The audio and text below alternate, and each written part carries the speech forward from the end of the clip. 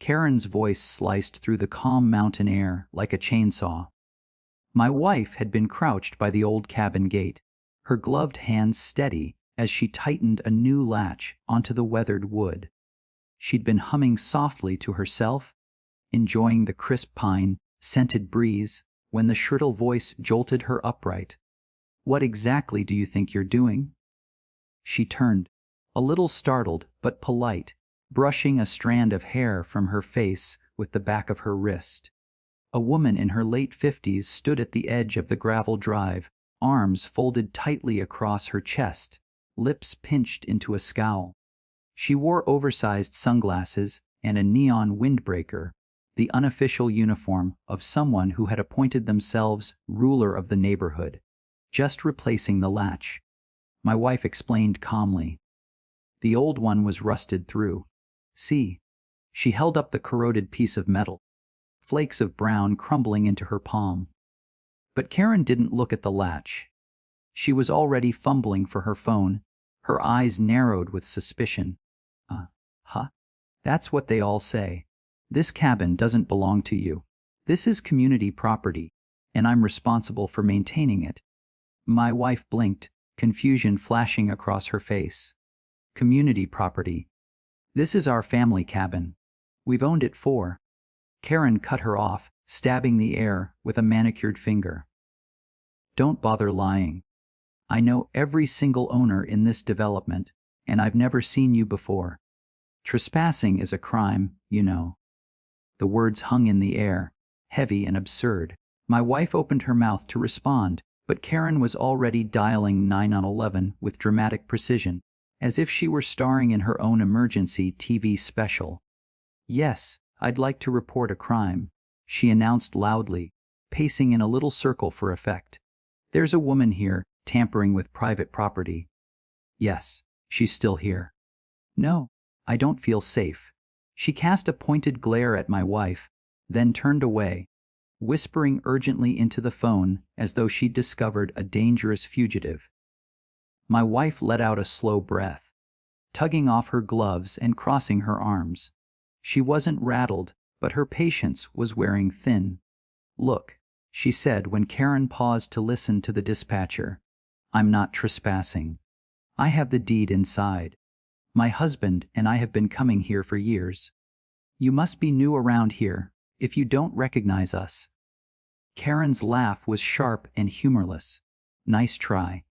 People like you don't own places like this. I'm not stupid. The police will sort it out." She turned her back, lowering her voice into the phone again, her shoulders stiff with self-righteous energy. My wife just stood there, arms folded, not rising to the bait. The breeze rustled the tall pines overhead, a hawk circled lazily in the distance, and for a surreal moment, it was as if the entire forest was holding its breath, waiting to see just how far Karen was willing to push her performance. Karen's voice rose in pitch as she continued speaking into her phone, her tone laced with urgency, though nothing around her reflected the danger she pretended existed. The forest was calm, the road empty. My wife still standing near the gate with her gloves tucked into her back pocket.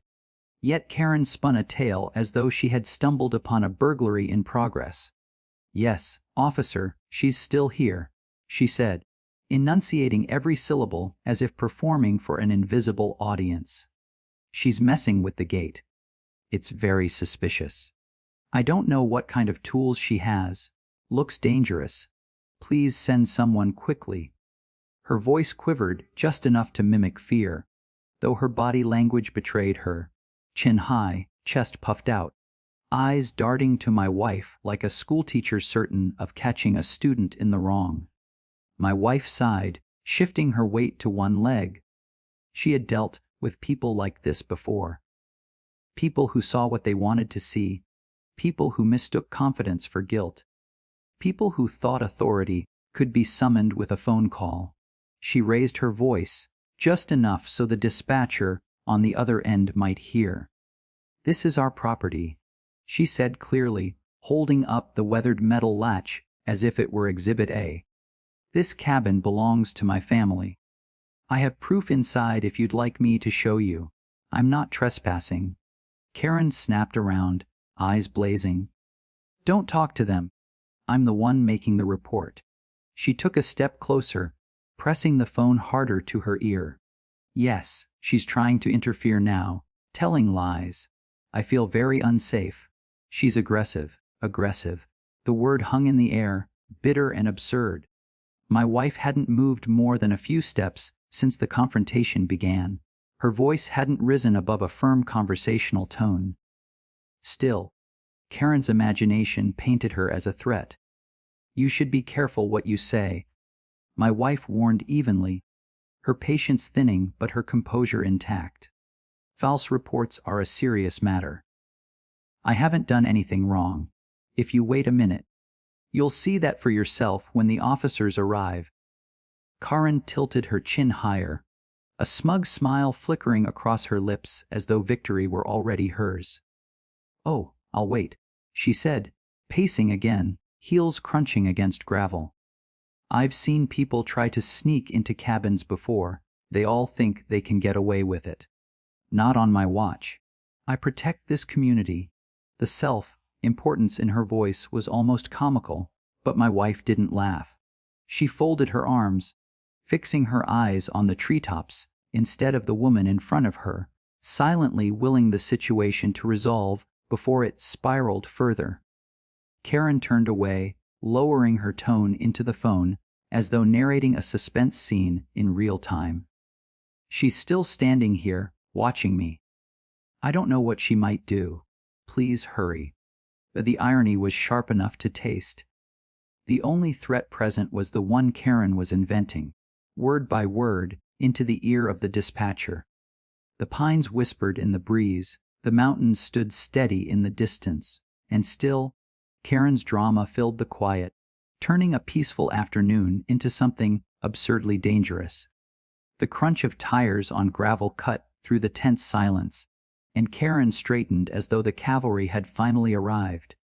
A white patrol SUV came around the bend, sunlight glinting off its windshield, and pulled to a stop near the cabin gate.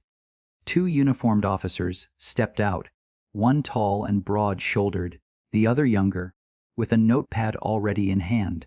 Karen immediately launched into motion, waving her arms as though she'd flagged down a lifeboat.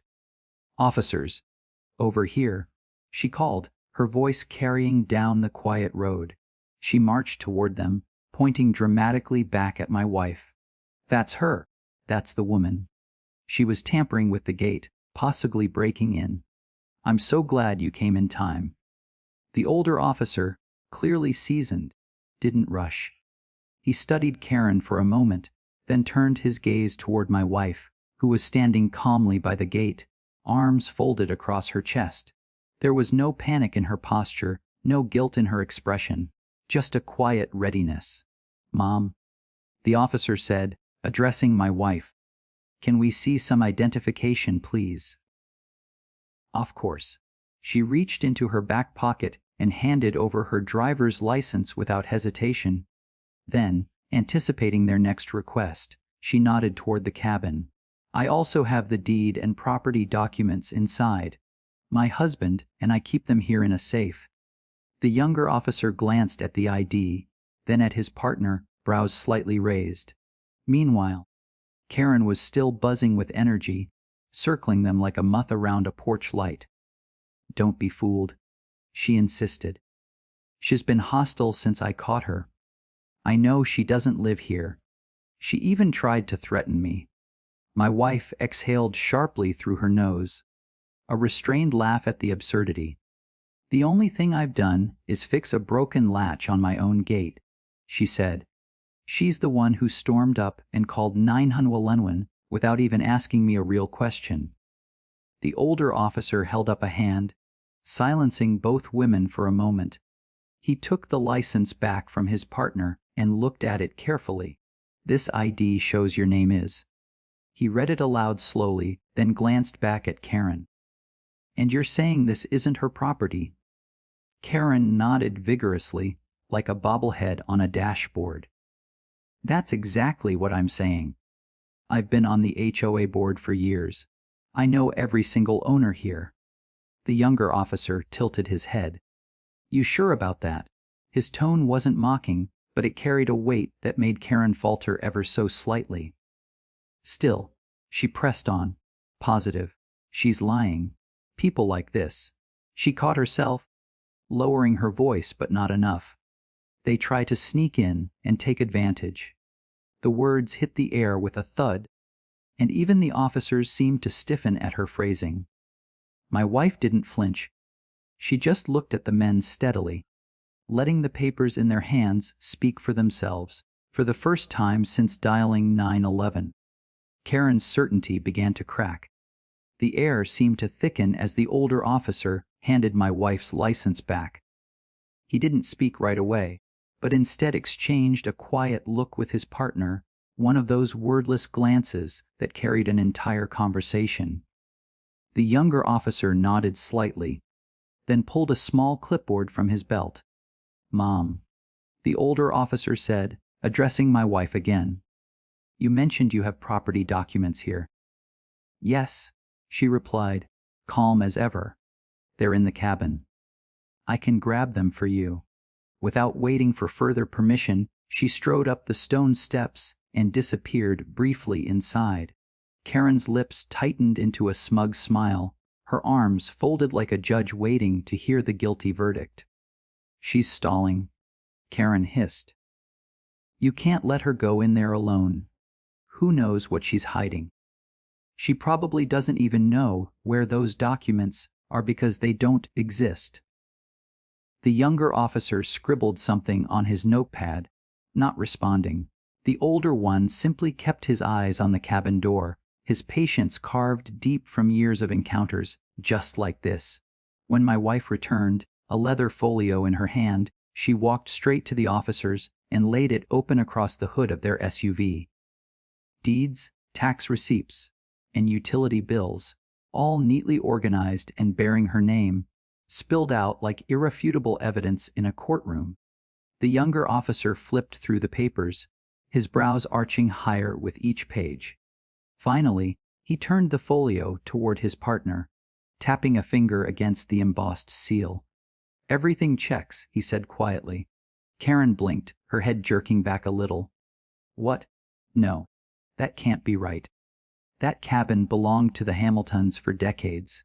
I knew them personally. This has to be some kind of trick." The older officer finally fixed her with a level stare. "According to county records, it was transferred 5 years ago. The documents are in order. This woman is the legal owner." He paused, then added pointedly, "And she has every right to be here." For the first time, Karen faltered. The color drained slightly from her face, though her lips still worked, grasping for another protest. "But I'm on the HO board. I would know. I should have been informed." "That's not how property ownership works," the younger officer interrupted, his tone clipped but professional. He closed the folio and handed it back to my wife with a nod of respect.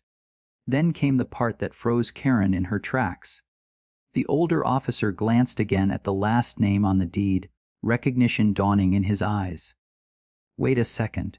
You're the same family who funded the new fire station in town, aren't you?" My wife offered a polite smile. "Yes. My husband and I wanted to give back to the community." The silence that followed was heavy. Karen's mouth opened, then closed again. She looked from my wife to the officers, her earlier bravado crumbling like wet paper. The authority she had clung to, her badge of the HOA, suddenly seemed laughably small compared to the truth laid bare in front of her.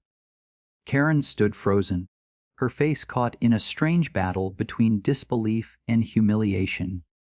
The officer's words seemed to echo around her, each syllable a weight pressing down harder.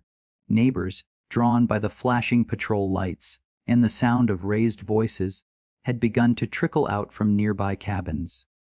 A few stood at the edges of their porches, whispering and pointing, their curious eyes flicking between Karen's rigid posture and my wife's calm stance by the gate. The older officer crossed his arms, his voice low but firm. Mom, making a false report to 911 is not something we take lightly. You called us out here, claiming this woman was trespassing and dangerous. We've found no evidence of that. In fact, we've confirmed she owns this property. Do you understand how serious that is? Karen's throat bobbed as she swallowed, her earlier confidence nowhere to be found. She clutched her phone with both hands now, no longer brandishing it like a weapon, but gripping it as if it might shield her from shame. I was just trying to protect the neighborhood, she stammered. I didn't know. You didn't ask. My wife cut in smoothly. Her tone wasn't loud, but it carried, her words clear enough for the growing audience of neighbors to hear. You assumed. You marched up here, called the police, and treated me like a criminal when all I was doing was fixing my own gate. Karen's eyes darted toward the onlookers, her cheeks flushing red. She opened her mouth, but no excuse seemed to fit the silence pressing in on her. One of the neighbors, a man in his 60s who had lived in the development for decades, shook his head slowly. Karen, I told you before to stop playing sheriff. Now look what you've done. A ripple of agreement passed through the small crowd, quiet murmurs like leaves rustling in the wind. The younger officer snapped his notepad shut. We're letting you off with a warning this time, he said, his gaze steady on Karen. But if we get another false report like this, there will be consequences. Do you understand? Karen nodded stiffly, her voice a faint whisper. Yes, officer. The weight of the moment hung there until my wife stepped closer, her presence calm but commanding. She didn't shout, didn't gloat. She simply looked Karen in the eye and said, Next time, maybe knock before you call the cops. The line landed with precision. Not cruel but undeniable, and it sent another murmur through the neighbors gathered nearby. A few even smiled faintly, relief mixing with a sense of justice being served. Karen, however, remained still as a statue, her pride shattered, her authority stripped away. For the first time since the confrontation began, she seemed small, just another resident of the neighborhood, no louder, no more powerful than anyone else. My wife turned back to the officers, thanked them for their time, and gathered her tools.